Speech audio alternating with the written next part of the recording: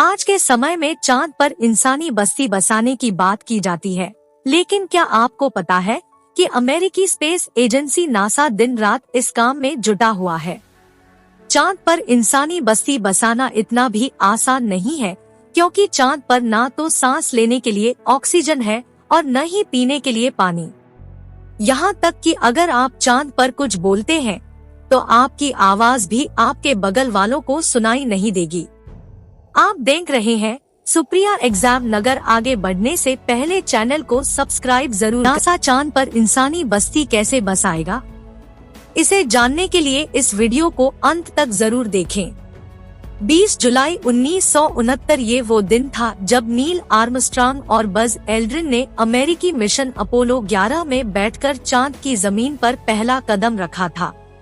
यह वैज्ञानिक जगत की बहुत बड़ी उपलब्धि थी, लेकिन साल 1968 से लेकर साल 1972 तक अमेरिका ने कुल 9 मून मिशन से 6 मिशन सक्सेसफुल रहे और मिशन सक्सेसफुल वाले नील आर्मस्ट्रांग सहित अब तक कुल 12 एस्ट्रोनॉट्स ने चांद की सैर की है। लेकिन फिर चांद पर कुछ खास न मिलने की वजह बताकर नासा ने अपने मून मिशन, साथ ही किसी और देश की स्पेस एजेंसी ने भी मून मिशन नहीं दिखाया। इसलिए आज चांद पर आखिरी मून मिशन हुए 50 साल से भी ज्यादा का समय बीत चुका है। लेकिन आपको यह जानकर हैरानी होगी कि चांद पर जाकर इंसानी बस्ती बसाना अब सिर्फ सपना नहीं रहा, बल्कि अगले 10 सालों में हकीकत में बदलने वाला है। नासा का आर्टेमिस प्रोग्राम इस हकीकत की नींव रखेगा। अपने इस प्रोग्राम के तहत नासा ने 11 दिसंबर 2022 के दिन अपने पहले मिशन आर्टेमिस 1 को सफलतापूर्वक कंप्लीट कर लिया है। साथ ही उन्होंने चांद और मंगल ग्रह पर बसने वाली फ्यूचर प्लानिंग और इसका पहला लेआउट भी बना लिया है। अब इसी साल के अंत तक नासा अपने आर्टेमिस मिशन को लॉन्च करेगी। इसके बाद मिस्ट्री मिशन लॉन्च किया जाएगा, जिसमें 50 साल बाद एक मैन एस्ट्रोनॉट और दुनिया की फर्स्ट लेडी एस्ट्रोनॉट को चांद पर भेजा जाएगा, जिसके साथ चांद पर ह्यूमन कॉलोनी की नींव रखने वाले 2 उपकरणों को भी भेजा जाएगा। फिर आगे होगा आर्टेमिस 4 मिशन, जिसमें चांद पर एक बड़ी ल्यूनर कॉलोनी दी जाएगी और नासा यह सब 2028 तक कंप्लीट कर देना चाहती है। लेकिन यह इतना भी आसान नहीं है। चांद पर पहले लूनर बेस को बनाने के लिए स्कैल्प इन पुरातन नाम के सबसे बड़े गड्ढे को चुना है, जो कि 12 मील चौड़ा और 2 मील गहरा है और चांद की ऊपरी सतह से 2 मील की गहराई में जाकर बसना अपने आप में काफी दिलचस्प है। हालांकि शायद आपके दिमाग में यह भी सवाल आया होगा कि जहां एलन मस्क मंगल ग्रह पर कॉलोनी बसाने वाले हैं, तो फिर चांद पर लूनर बेस बनाने की क्या जरूरत है। तो जैसा कि आप जानते हैं कि चांद पर गोल्ड, प्लेटिनम और टाइटेनियम जैसे रेयर और मेटल का काफी बड़ा खजाना है। लेकिन वैज्ञानिकों को इस खजाने में बिल्कुल भी दिलचस्पी नहीं है, बल्कि उन्हें तो चांद पर मौजूद लूनर वाटर यानी पानी के खजाने की तलाश है, क्योंकि अगर पानी को हाइड्रोजन और ऑक्सीजन में शिफ्ट करके वे ऑपरेट किया जाए और फिर उन्हें लिक्विड फॉर्म में कन्वर्ट किया जाए तो यह बन जाता है एक रॉकेट फ्यूल, जो कि स्पेस मिशन लिए काफी जरूरी है। अगर वैज्ञानिक चांद पर लूनर वाटर्स खोजकर उससे फ्यूल बनाने की टेक्नोलॉजी बना पाए तो स्पेस मिशन लिए धरती से निकले रॉकेट को चांद के लूनर बेस पर लैंड करवाकर रीफिल किया जा सकेगा। साइंटिस्ट का मानना है कि इस स्कैल्प इन पुरातन नाम के इस गड्ढे की गहराई में बर्फ के रूप में पानी का भंडार मौजूद है, क्योंकि चांद के साउथ पोल इस बड़े गड्ढे के पास वैज्ञानिकों को वाट अराइज मिले हैं और नासा के एक रिसर्च के मुताबिक चांद पर 600 मिलियन टन से million tonne metric tonne lunar मौजूद है, जो कि फ्यूचर में किए जाने वाले ह्यूमन स्पेस मिशन के ह्यूमन स्पेस मिशन। दरअसल काफी लंबे समय तक नासा ने इस खजाने पर ज्यादा गौर इसलिए नहीं किया था क्योंकि कुछ समय पहले तक इंसानों का स्पेस में जाना काफी महंगा था। लेकिन फिर एलन मस्क की space x company reusable rocket बनाए और इसी ने स्पेस मिशन मंगल पर ह्यूमन कॉलोनी बनाने के ह्यूमन कॉलोनी उम्मीद है।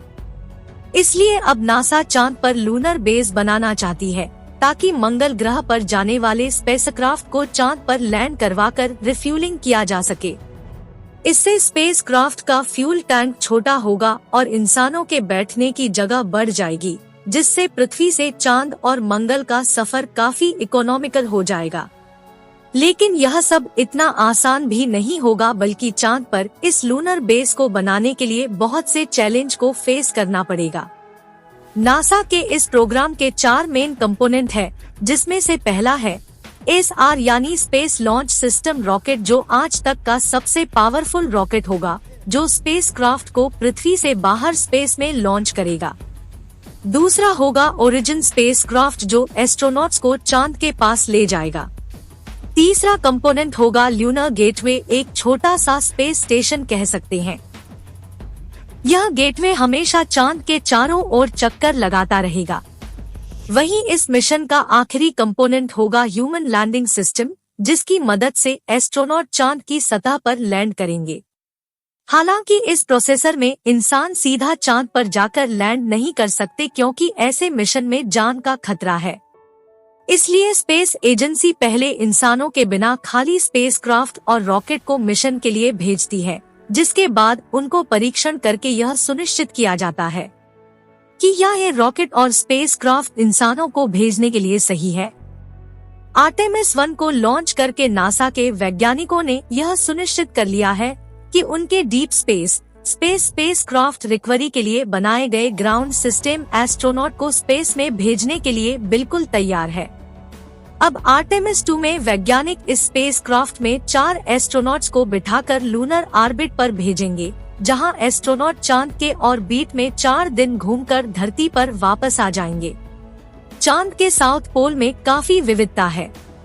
स्पेस एजेंसी इसरो ने रविवार को इसका एक ग्राफ जारी किया। इसके मुताबिक सतह पर अधिकतम तापमान करीब 70 डिग्री सेल्सियस है, जबकि मात्र 80 mm की गहराई में तापमान 10 डिग्री है। तापमान में इतनी विविधता देख वैज्ञानिक भी हैरान है।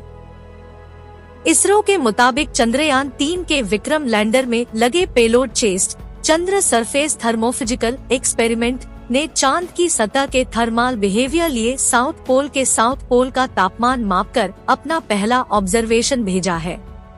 इसरो के वरिष्ठ वैज्ञानिक BHM दारुकेशा ने बताया कि हमारा अनुमान था कि सतह के आसपास तापमान 20 से 30 डिग्री सेल्सियस के आसपास होगा, लेकिन यह 70 डिग्री सेल्सियस है।